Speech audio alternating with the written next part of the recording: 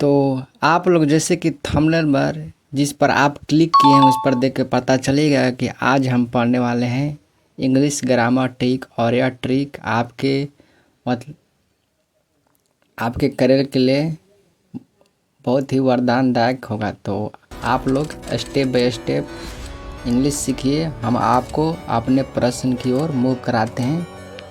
इस प्रश्न में हम 2 यानी 3 शब्द वाले अक्षर को रीड करेंगे, जो बहुत ही मोस्ट ट्रेंडिंग और हैशटैग प्रश्न होगा।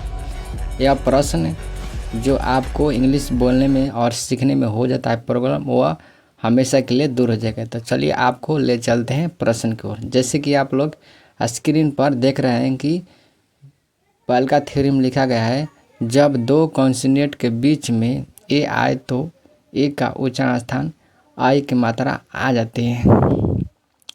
फॉर एग्जाम्पल चाहे लेते हैं, जैसे बैग मने थैला BAG, और बेड मने खराब BAD, और देख सकते हैं नेक्स्ट बैट मने बल्ला BAT, और कैट मने बिल्ली होता है CAT।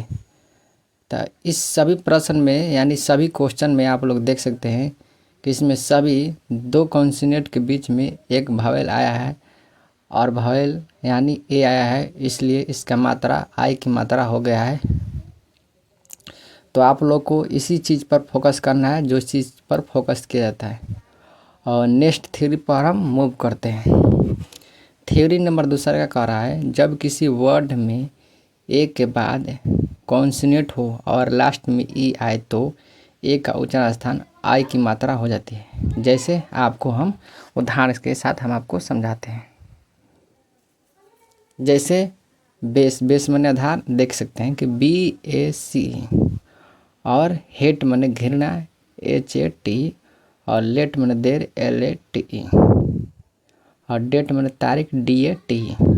इसमें सभी में इस सभी वर्ड में आप लोग एकदम इत्मीनान से यानी आपने गौर किया होगा तो लास्ट में सभी ई आ रहा है। और जैसे कि आपको शुरू में हम बतलाए हैं कि लास्ट में ई आए तो उसका उच्चारण स्थान नहीं होता है, यानी आ की मात्रा हो जाता है।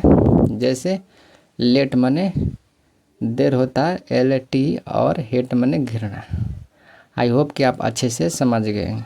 तो ये बेसिक थ्योरी है जो आप लोग को सीखना है और समझना है और बतलाना है कि आज के सेशन कैसा लगा, और इसी सेशन को आप लोग कंटिन्यू करिएगा तो आप लोग इंग्लिश सीख जाएगा। तो इतना सीखने के लिए thank you for watching video.